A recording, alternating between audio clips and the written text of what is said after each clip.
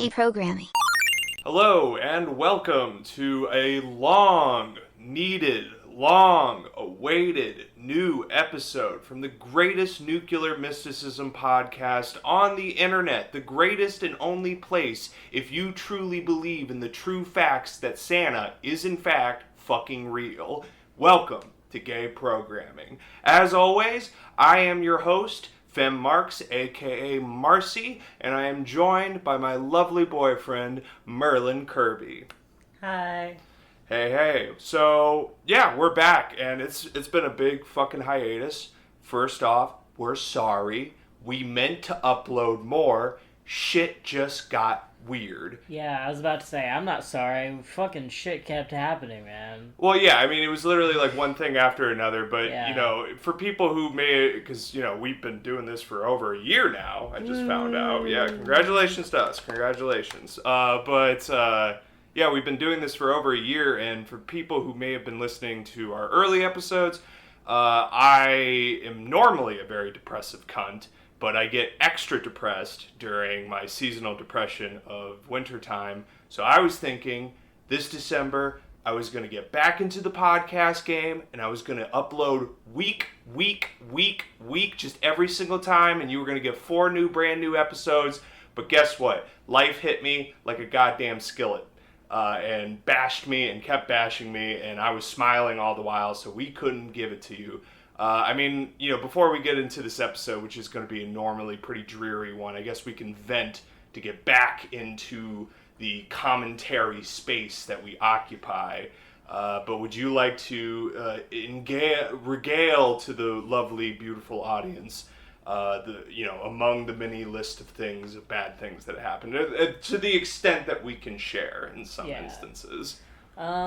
Well, it first started, we got a little old flat tire, no problem, and then when they were towing the tire, they fucking punctured the washer fluid thing, and then the van got broken into while it was at the tire replacing place. Yeah, it was at a Firestone, and it got fuck those people. Them. It's a big fucking company. That's fuck fair. those people. But yeah, I got robbed in at a fucking Firestone, and no one told us for like a week. No one told us for a week. The manager there was also just generally really shitty about it and incompetent about it. Didn't file a police report. And, like, fuck the police, but, like, if I'm working and it's somebody else's property, I'm going to file a police report just so that I crossed my T's and dotted my I's, and you can't, like, say I did anything wrong. Which you are legally required to do if you are on the premises on that job. But whatever, regardless, even as an anarchist, I know it's a hoity-toity and, you know, fuck me for even saying this. But still, I mean, it's fucking ridiculous because now there's, like, there was going to be almost zero hope of getting our things back that were stolen from the van.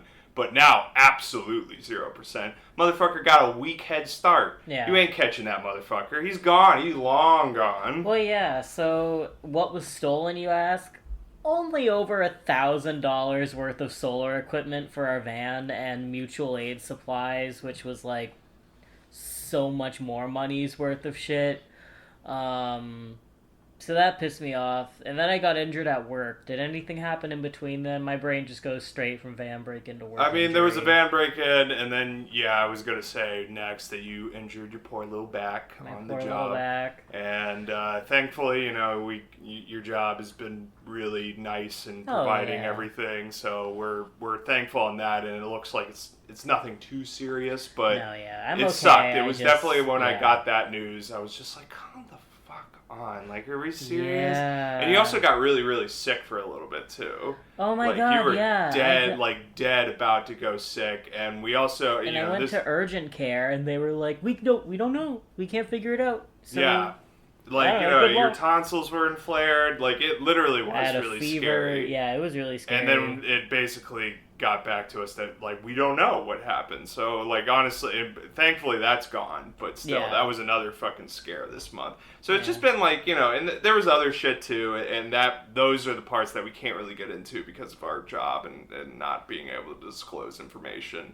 But, regardless, we had some things pop up on our job that required us to basically dedicate more than our time usually at the job. So that was another reason why we couldn't record, couldn't do anything, which, couldn't like, upload. wasn't a bad thing, but it was, like, just lots of work. Oh yeah, I mean it completely like on every level our lives have kind of been upended in some kind of fashion, and we were scurrying about trying to restore and get back in order so we could hopefully get back to what we always want to be doing, setting up the mics and talking to you people, strangers that we don't know. This is the moments I live for. I kind of know one of our listeners. I think. I know probably 90% of our listeners.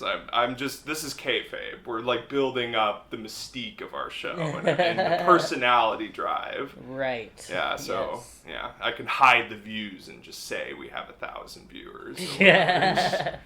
All of you, yes, are plentiful amount of viewers. But, getting off, so yeah, pulling it all back, that was a big reason why, that and all that shit is a big reason why we weren't able to record and upload like I was hoping we would be able to and get back into a really consistent schedule for this show. But regardless, we are back. We are here again for another episode. And this one, it's probably going to get depressing at some points, like most of our episodes, but we'll try to keep it light, funny, engaging, interesting, intelligent as much as we can as dumb fucks. So I guess without further ado, this episode is going to be asking a question that me and Merlin are very passionate about, or at least is in concerns to an issue we're very passionate about. And it's a question we kind of keep coming to and asking ourselves as we keep witnessing what is happening around us. And that is the question, why exactly do people hate the homeless or houseless people, or really just in general the poor, but specifically houseless individuals, people who live in tents on the streets or live in their cars or whatever, whatever amalgamation of ideas that description gives you. Why do people hate those people?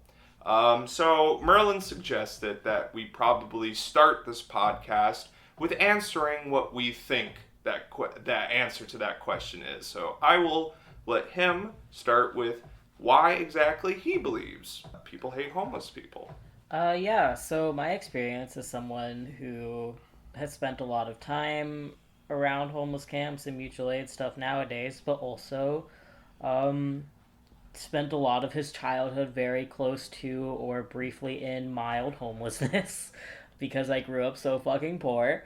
I think the reason for it, and at least, some of what I experienced as a child, the hate that I saw is that I think a big part of what it is, I think some of it is just people are just kind of assholes and it's an easy, it's a vulnerable population to pick on. Mm-hmm. Take out their frustrations on someone else. Yeah, but I think a big part of it is actually kind of related to fear because, I think a lot of people don't realize this on a conscious level, and we've talked about it before, but they do realize it on a subconscious level that, most people at various income levels are, if they miss a paycheck, they're done. Like, they could be homeless. Yeah. And... Or even if a paycheck's lighter than what it usually is. I mean, even if they get a fucking paycheck, it might be the end of the world. Oh, yeah, no. So, I think with that, that fear of that becoming you need to otherize people who are already homeless. You need to set them apart from yourself so that you feel like you won't end up like them. So they're homeless because they're lazy, they're drug addicts, they're immoral, they're whatever. That's the what's the word? Fuck, hold on. This is a smart podcast for smart people. That's the narrative. I'm thinking of the word narrative. That's the narrative that you make in your head as to why they're different from you and their homelessness is their fault, which you would never... you would never be immoral and a drug addict and lazy, so naturally you'll never become homeless, and that's your little comfort bubble. Mm-hmm. That's what I think a lot of it is, from a a chronic psych major point of view. Yeah, my answer is a little bit of the same as you. I definitely think, like, at the heart of it, and definitely the points that you bring up, I think that is more or less generally why people tend to hate homeless people or tend to be antagonistic or support policies that are antagonistic towards homeless people. I would even go a little bit further that, you know, usually in my answer of why exactly people hate homeless people, does come from a certain aspect of a historical reactionary belief that just kind of is innately in humans, because that historical reactionary, you know, what would it be called? Like, just that, you know, when the doctor hits your knee and then you just have it. Reflex. Just like a little reflex that just naturally comes out from like the prehistoric id that all lives inside us. And when I was doing a little bit of research into the history of homelessness, especially in America, I tend to think from that research, and it was very small, admittedly, but still, even from that little cursory glance of the information that I had available to me, I kind of see people who hate homeless people as it's almost a pigment of nationalism, where, or at least it plays into that narrative, where, you know, you're someone who lives in this country, and against everything, you may have secured yourself a home, or you secured yourself a paycheck, and you secured some kind of safety net that makes you believe that the American dream, for our instance, is possible. And when you see someone on the streets, when you see a term that we'll get into a little bit later based off my research, when you see a sturdy beggar, someone who just like you can go work and get their paycheck, and yet they're not housed and they're struggling or they're doing whatever, you take that as them taking advantage of the system, or they are a mockery of the system because they are in the same system as you and you succeeded. These people haven't. And their mere existence, their mere suffering is almost a insult to not just you and your community, but your country and your nationalism, weirdly enough.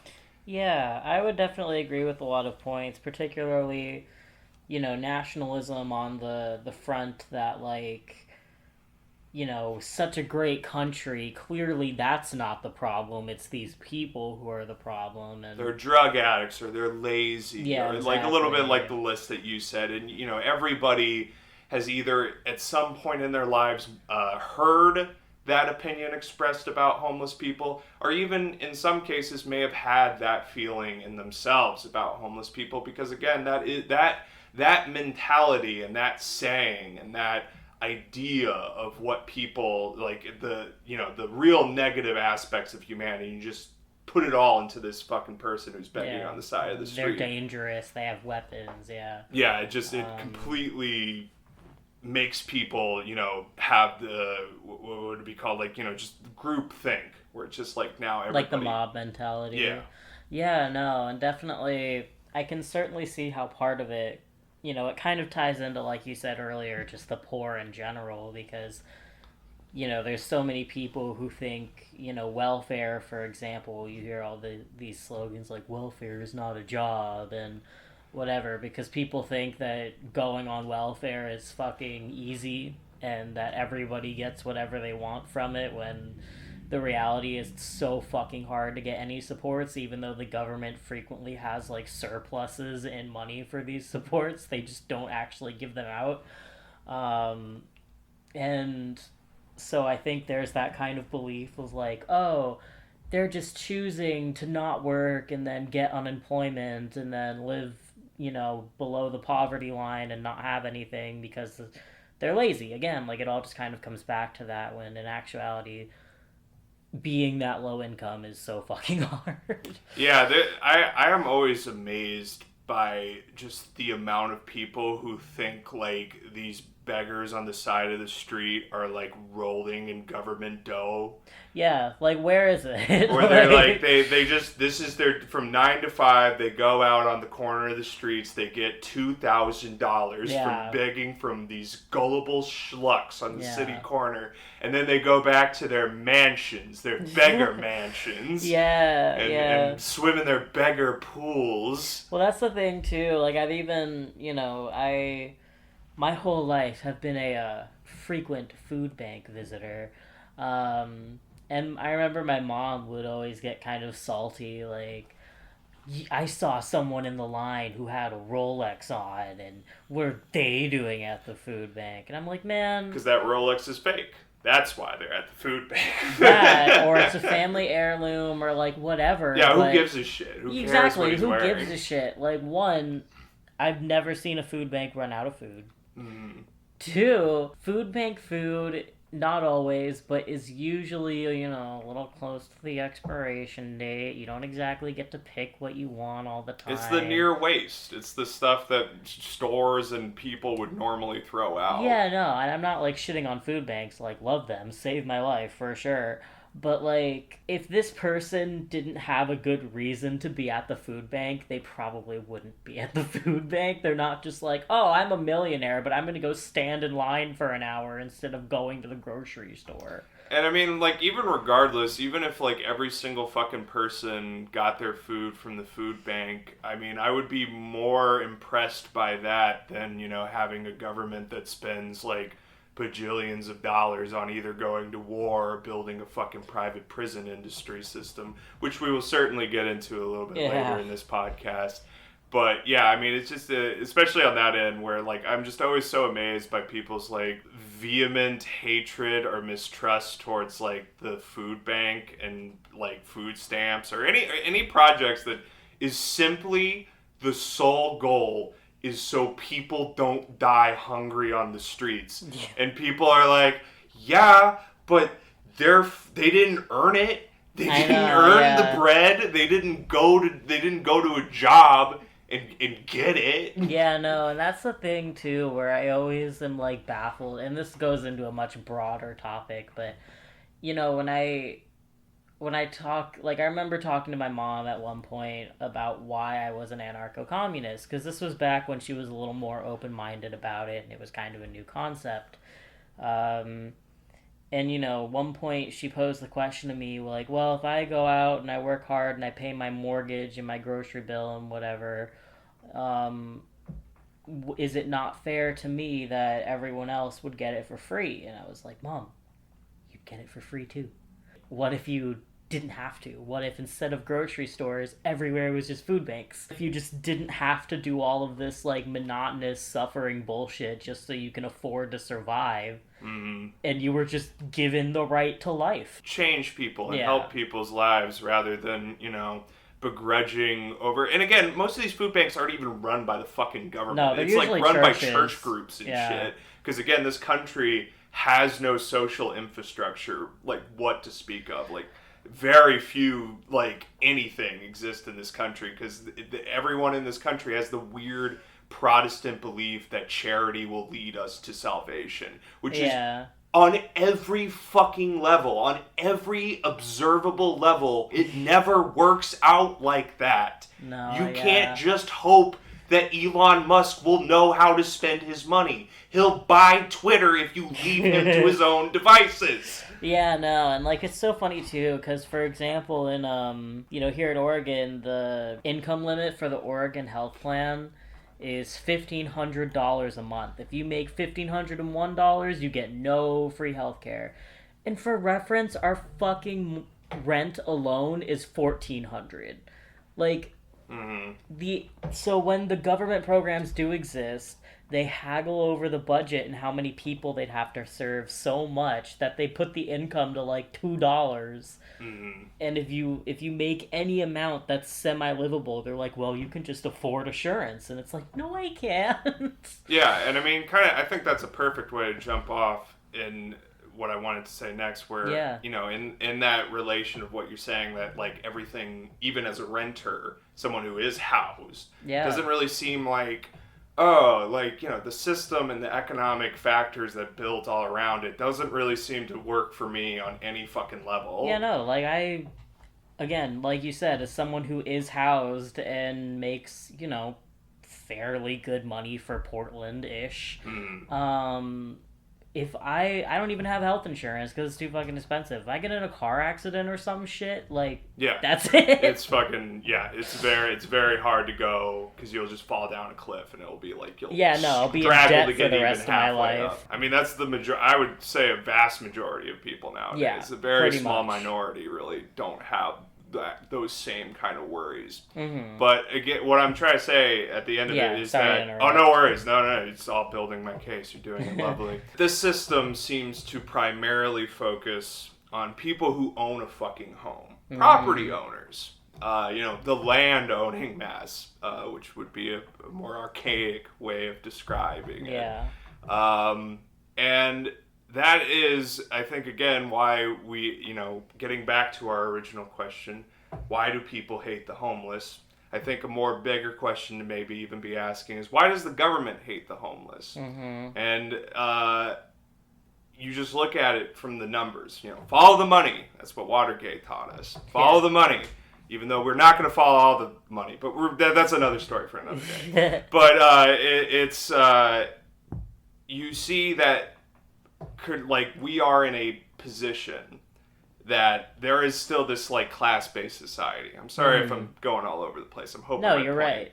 Goes, but we live in this class-based society right now, where at the very tippy top we got house owners, people who actually own their fucking house, which is again very small minority. There's even a subsection in there which kind of own their home, but it's owned by the bank, and they're still making payments, and they'll never pay it off. Yeah. But under that's renters. People who are housed, do have a job, are taxpayers, but, they're not homeowners, so if they have any fucking problems, suck it up, bitch. Mm-hmm. Hope that the polls go your way next time. Yeah.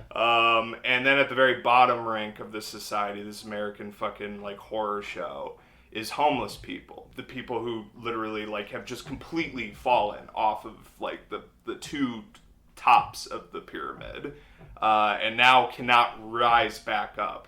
Mm-hmm. Because that... Or choose not to. Because they have, they're just they're done with it. They're done with everything around them, or whatever their individual case may be. Yeah. When they get to that point, they are essentially just, kindling. They're fire for the government to raise it, to eventually, build into its own labor force. Yeah. Its free labor force by criminalizing homelessness and benefiting off of the horrid travesty that is constant poverty, and knowing that no one's going to be able to get out of it, and taking advantage of that. Capitalism will never truly eradicate any kind of homelessness or poverty, is because it needs it as the other option. Mm-hmm. It needs to be able to say, well, you should put up with the abuse from your manager, otherwise you're going to end up like that guy in the tent over there. It's an example. It needs that threat to have. And I mean, when I was saying that I did a little history research, it is very apparent that basically, from the very developments of legal system, especially here in America, which we have to understand the American legal system, we have to go back to 15th century fucking Britain, United Kingdom monarchy shit, because a lot of the shit was just stolen right from their fucking books, and a lot of it was built off of that. And especially when you look at 15th century, I can't remember the exact name. It's a big long fucking medieval name, so I can't fucking possibly remember it. But it was essentially a 15th century law that set in the UK the differentiation between a sturdy beggar and I think they called it a sickly poor or impoverished poor or something along those lines. Yeah. And the two differentiations was on the impoverished, sick, poor side. Those are the people who can't work. They're mentally feeble. They're, some kind of some kind of physical problem, they can't walk or whatever. Some ability that they just cannot work for whatever reason. Yeah. And now they are stuck in poverty because of that lack of work. The sturdy beggar, that was the people who they had fucking problems with. And it really seemed, and the description of what a sturdy beggar is pretty apparent from the description. But the sturdy beggar was someone who could work but chose not to for whatever reason, and chose instead to be a sturdy beggar, or someone who was begging on the streets to make ends meet. And the English government basically outlawed this quote-unquote sturdy beggar. This is kind of where we start to see a lot of the developments of where we're seeing the modern hatred of poor people and the sturdy beggar, the beggars on the street. Someone who says they're lazy, they're poor, they're drug addicts, they could be members of my society, they choose not to, now they are a parasite on my society. Right. The thing is, in this fictitious, in this fiction that we've created oh so long ago, is that we tend to refer more and more of the sickly poor or whatever as sturdy beggars. It doesn't really seem like there is any of the other good-natured idea of what a poor person is someone who, is a poor old man who lost his legs and has black bubonic plague and is dying on the corner of the street, and he needs to beg because there is no other way. There is, even in that description, they would still refer to that person as a sturdy beggar and then put them in the prison. Because that is how the system works. They are looking for sturdy beggars so they can put them to fucking work. And, even in this time, the prison systems and the prisoners that they took, especially the sturdy beggars, were people who were put to work on prison colonies or whatever they were. A lot of these people were, sent to plantations and then never saw the fucking light of day again because they died there. And this isn't something that is gone or in the history books and we all look back and think about how we've changed. This process has pretty much gone completely unchanged and has been continued to act out in the exact manner and how it was set up to this very day, all the way from the 15th century till now. Yeah, no, I mean, it's archaic, but not gone whatsoever, because it makes me think of, God, what year was it? It was last year or the year before, but I think last year, during the labor strikes and there was the work shortage, that was really intense. And then LA made it illegal to be homeless and camp anywhere, so that they could put them in the prisons and put them to work at a time when there was a labor shortage. It's not even subtle if you think about it in that context.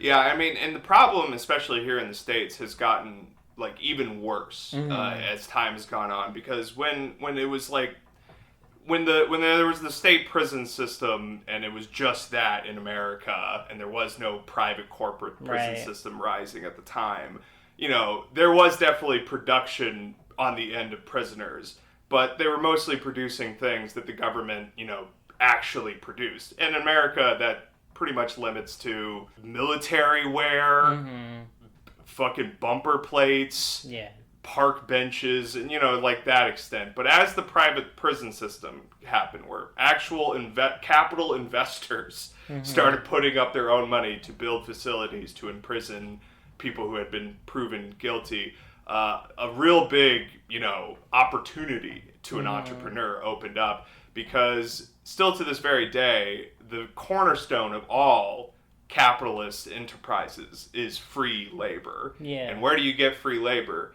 The best place here in America now is the free prison system, where you go to these companies who own these prisons, and you're a McDonald's representative or whatever, and you're like, we want to cut down on frozen meat, so we want to hook up your prison facility to be able to produce our meat for us. And and it's not, and McDonald's does do that along with many other fast food chains, and many other companies also use use prison system to produce free labor. one thing that I thought was really fucking crazy is that Verizon apparently uses prisoners for customer service.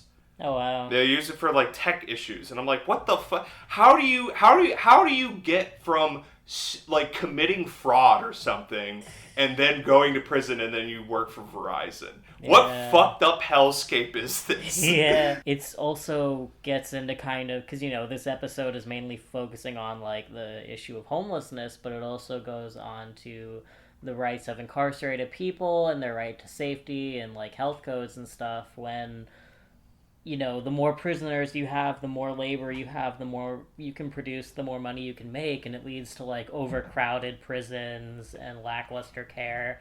And then fights break out, and there's all these liability issues, and it's just like such a nightmare. The whole thing is such a nightmare. And also, amongst that fucking nightmare, they have purposely created a revolving door situation of constant free labor of people who are not in any way being rehabilitated, in fact being pushed further into a criminal lifestyle. And like further traumatized and... like we'll absolutely be coming back, because again, even if they're trying their best, they are going back into a system where they are starting at zero and expected to build something from that. Yeah, and it's like such an uphill battle, because who the hell is gonna hire you? The prison. The prison, once you commit your next crimes. Yeah, no, and then you get your work visa, which is called a sentencing by a judge. Pretty much, yeah. But yeah, a little bit back to the the history of all of this. Right. Something that I thought was really fucked up in my little bit of research, but I'm like, what the fucking course? The fucking course as soon as I found out. But a really big spike. One of our first national spikes of homelessness happened pretty obviously right after the Civil War, and during the Civil War, of course, because there was a fucking Civil War going on.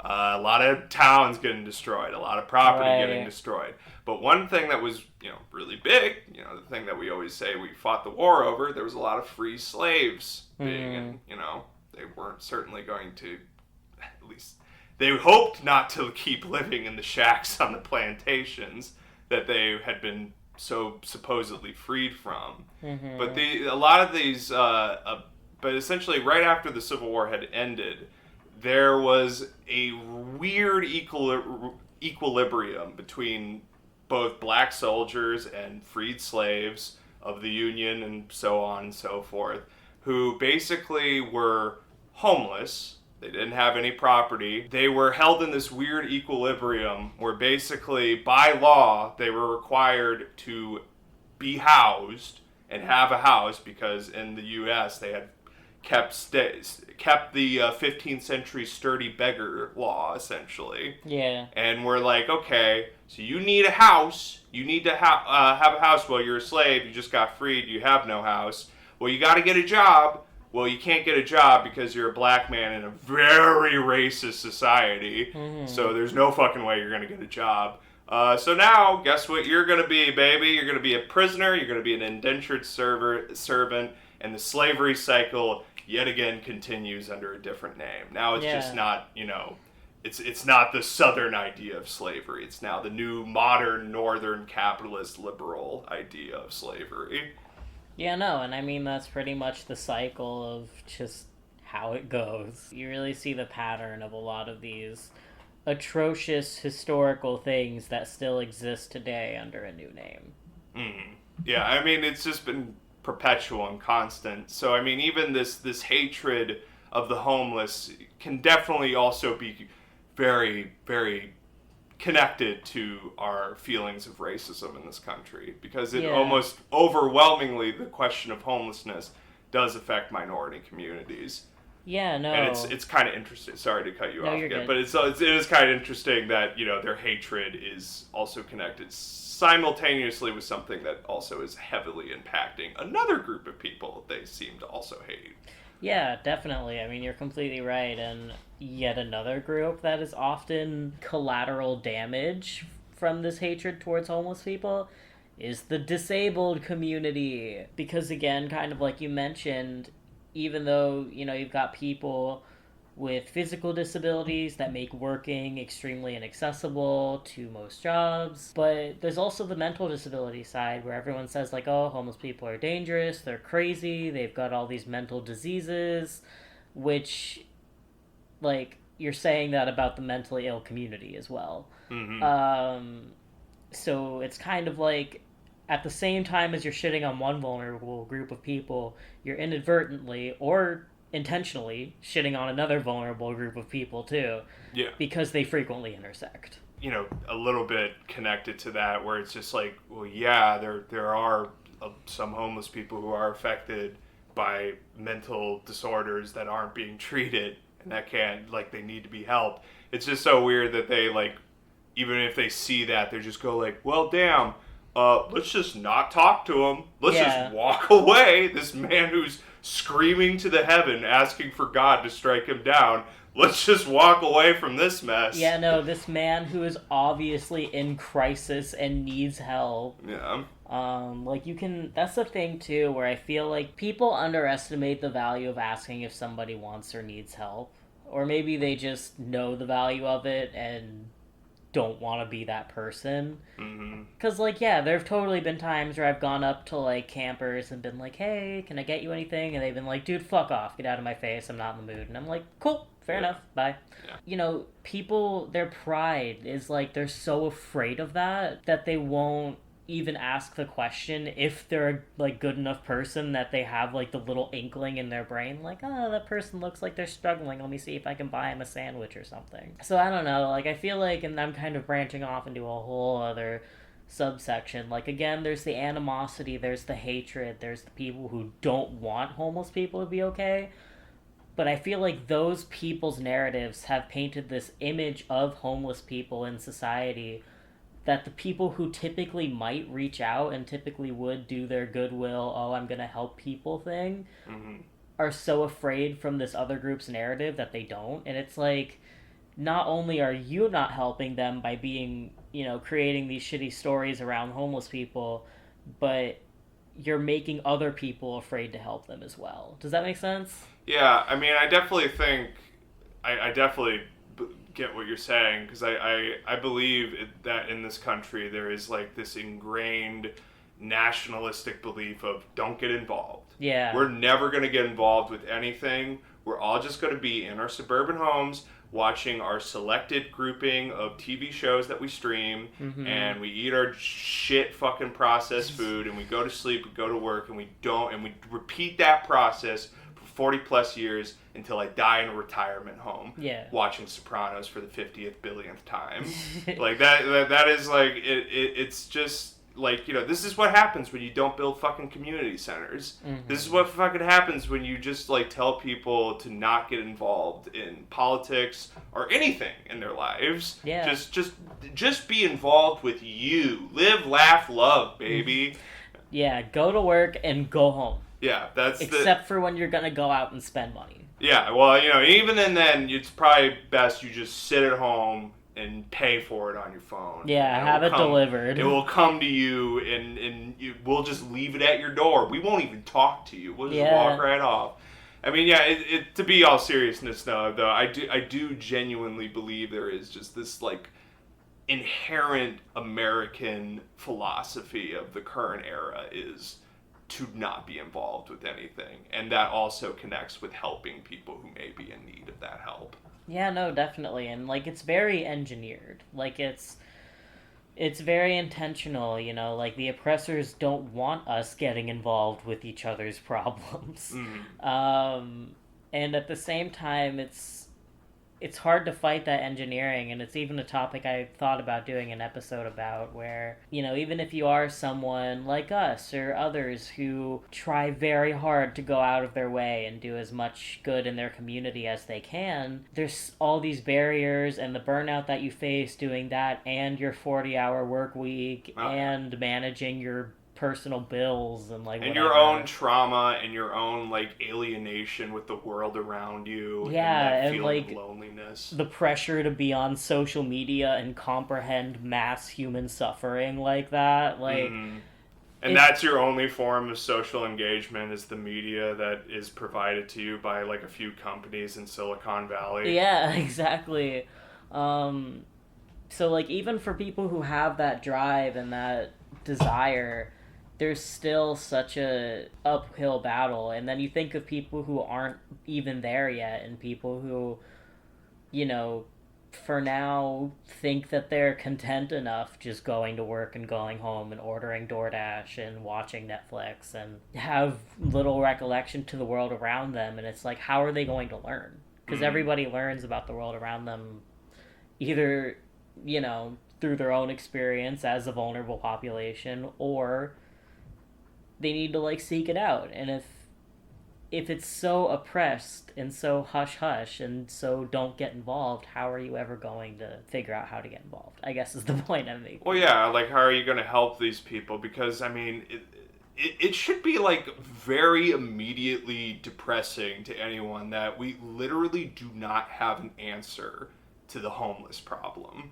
Like, there is no, like, anything other... The only significant leftist movement for homeless people in this country is don't throw cold water on them when they're sleeping outside. Yeah. That is the, like, don't be mean to them, which is good.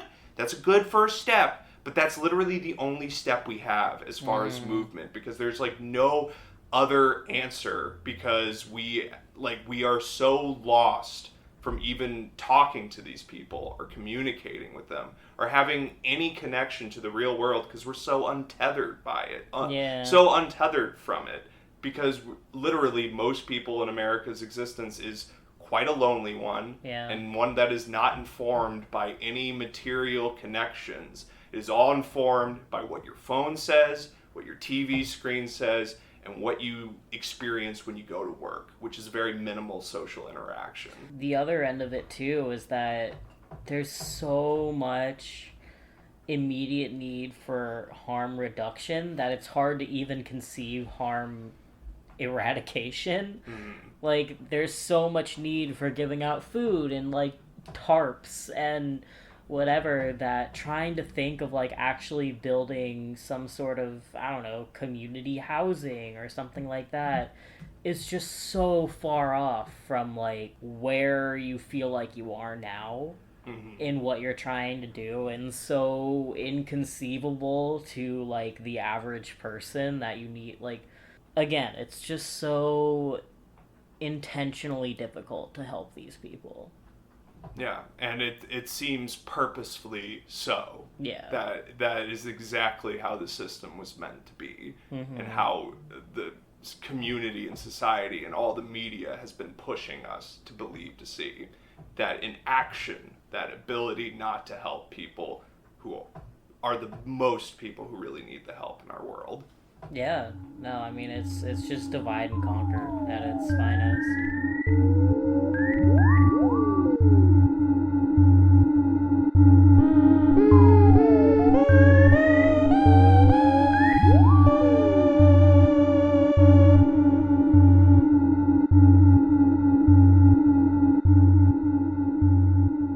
Your mom sent me a winky kissing face. I think she likes me. She's flirting down. My mom's gonna fucking cuck me. I wonder if that's ever been a thing. I'm sure it has. Sorry, that got me. I wanted to end our little podcast, our little fun little podcast about the homeless. Our lighthearted episode. And the absolute monstrosity that is the American government. Nice little thing to end the podcast on was a little op-ed, I guess I'll call it. I'm not going to call it an article, because it's barely that. It's barely even an op-ed. But it was a little piece that I found on one of those like horrible, like dime a dozen quote unquote journalism outlets. You know, just those ones that like you've never, or no one has ever heard of, but like you go and it's like 50 billion ads on every page. Like you are bombarded on every, like no ad blocker can stop all the ads that are going to come for you on these fucking pages. But it was one I think I didn't even write down the name of it. It was like something like some gay, like the Oracle or something like that. But it was from this writer, and I was trying to find like some firsthand people explaining their personal belief of why they hate the homeless. And my first my first journey into trying to find something like that was literally just typing why I hate the homeless and hoping that I would find some article title that would meet along those lines. And most of them, I kind of figured was what I found at first was people who, said that, but then like their actual point was like, I hate the homelessness problem. It'd be like something like where they'd flip it on your head or something. Yeah. And it'd be actually quite a pro houseless people kind of piece.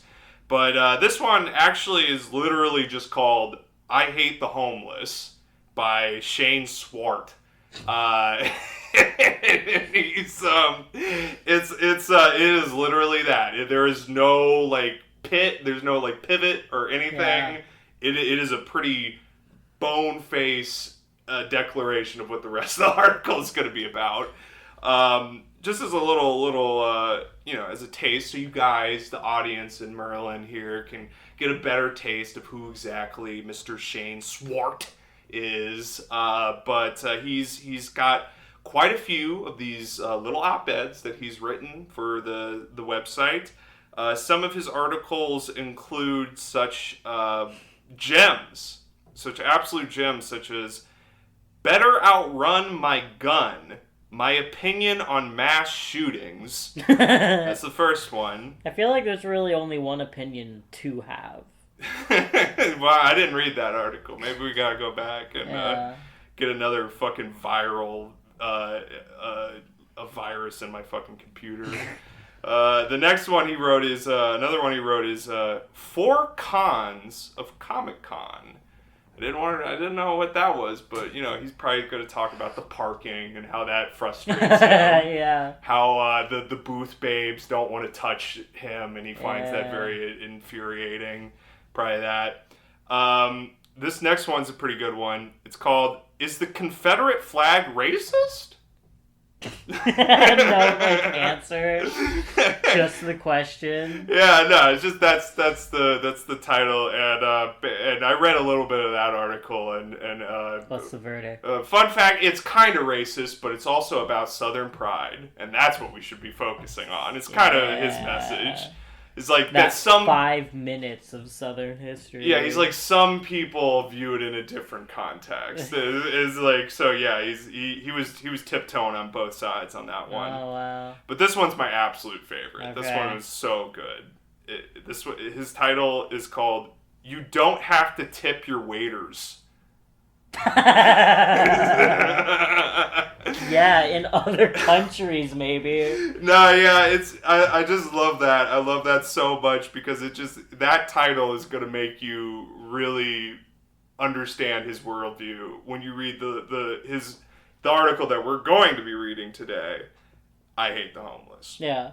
So yeah, I'll just read and you can maybe give me some of your thoughts as I am going through, but gotcha. here's my first little section I pulled from it.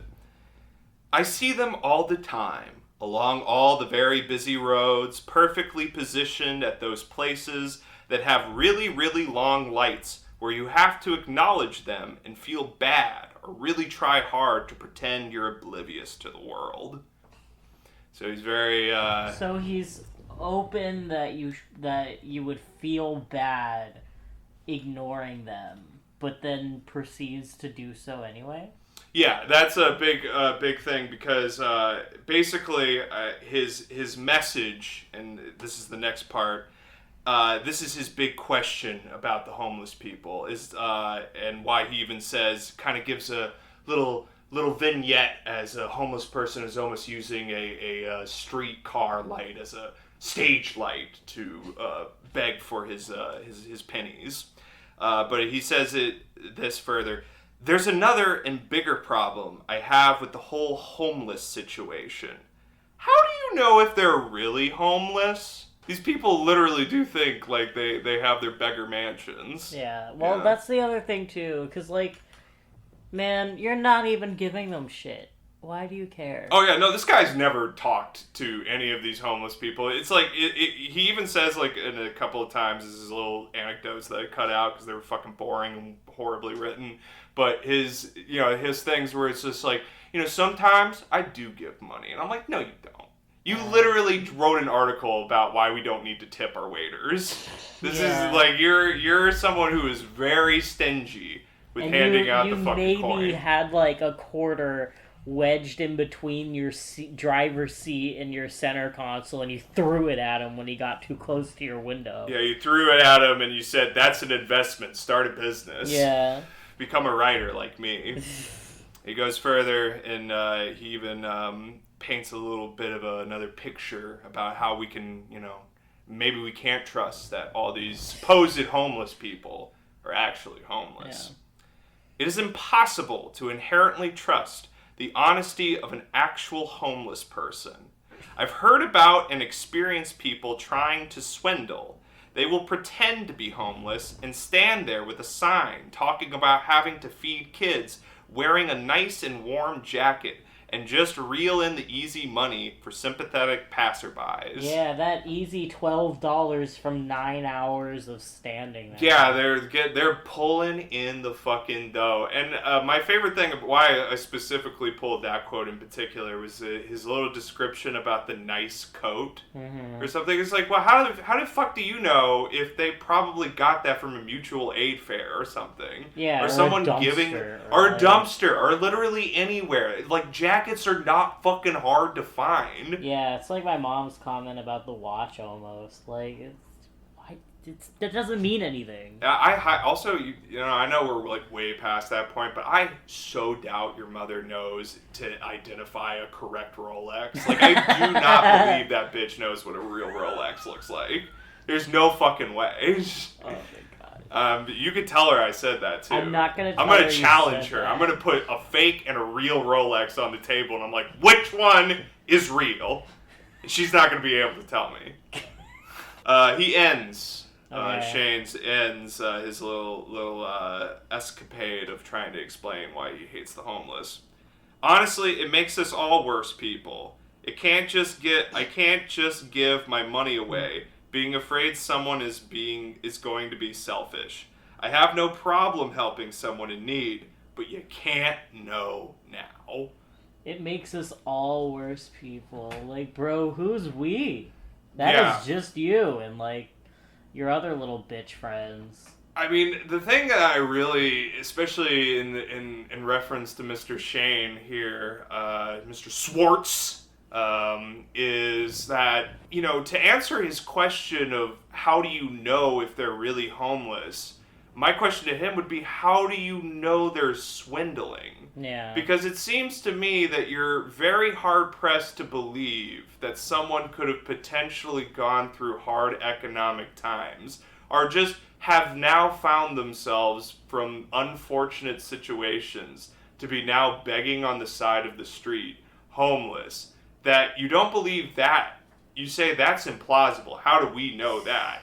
What's probably going on is that they are a highly sophisticated thief who is trying to swindle millions of dollars from the good believing people of America, who are often fondly known to give out free money to people who ask for it. Oh yeah, no, like they are going to steal that dollar you give them. Whenever you go on the streets of New York City, you know one thing about New Yorkers. They're always friendly. They're always just so happy when they see, oh, you're someone who needs money? Here you go, friend. Here you go. Here's $50. Yeah. Here's my entire life savings for you, friend. Well, no, and there was even that guy here. You didn't even say anything to him, and he told you he wasn't going to give you money. You remember that? Oh, yeah. Like, there was literally a guy who, when I was walking to work, and he was on the phone, and he literally, like, as I was just passing by him, he stopped me and he said, "I do not have the time or the money," and he kept walking, and I was like, "What the fuck?" Portland, baby. I'm just like, man, I was not doing anything. I would have been so pissed. I would have started screaming. Oh man, I had to get to work, I couldn't scream at him. I wish you could. He would have been in for a treat. Yeah, I would have given him a real fucking piece of my mind. I would have been like, "Sir, excuse me, sir, sir." Yeah, give him a piece of my mind. But yeah, no, I just find it, getting back to the topic I had, is that I just find it so infinitely humorous, the capabilities of a suburban mind in able to conjure up the most surreal, nefarious intentions of people, instead of actually just going like, maybe we should build a food bank. Maybe we should build a national food bank. I think it's funny too, the ability of suburban minds. I think it's very impressive how they will conjure up all of these fake crimes and yet not recognize real crimes. They'll be like, "What do you mean I shouldn't have answered the door by myself?" What do you mean someone could rob me? What do you mean I shouldn't give the fucking sexy 1234 in my email my credit card number? Yeah. Yet they're like, "I can't give a homeless person money." Or I'm completely fine with my hero Elon Musk getting billions upon billions of dollars of government money, literally being the sturdy beggar of the universe, and we're completely fine with that.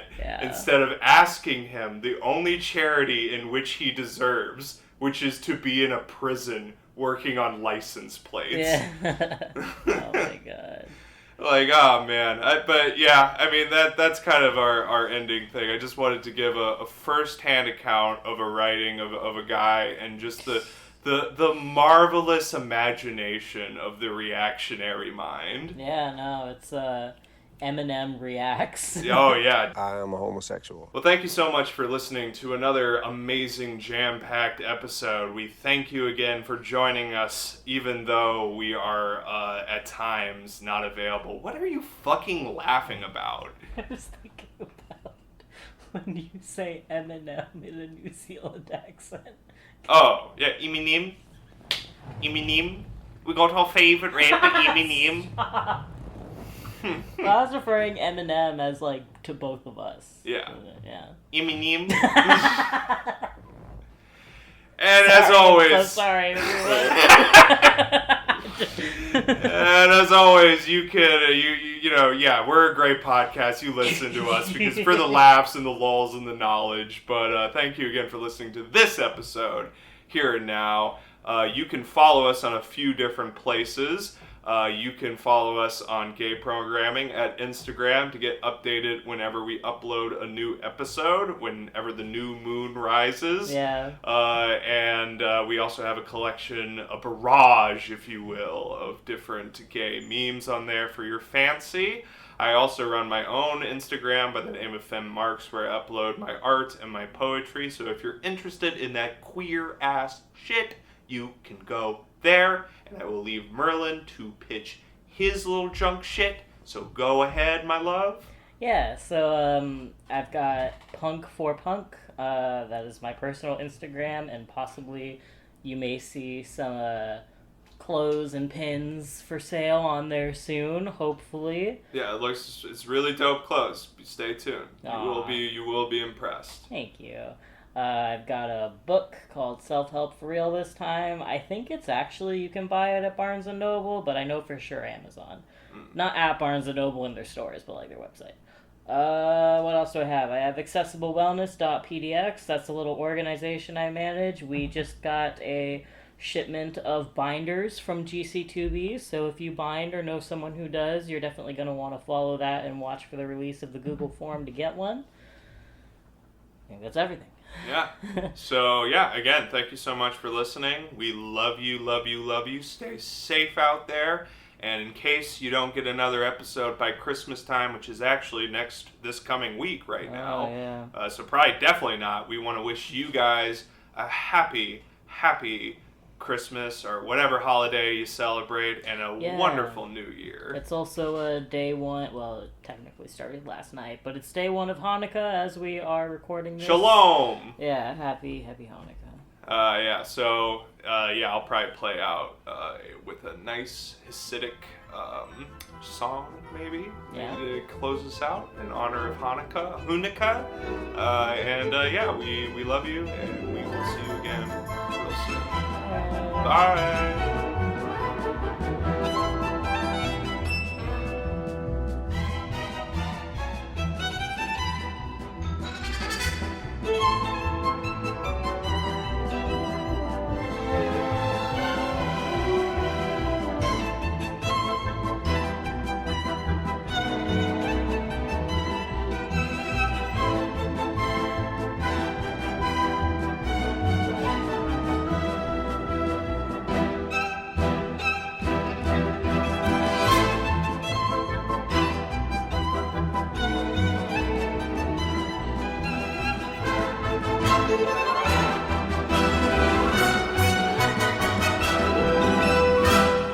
Iminim.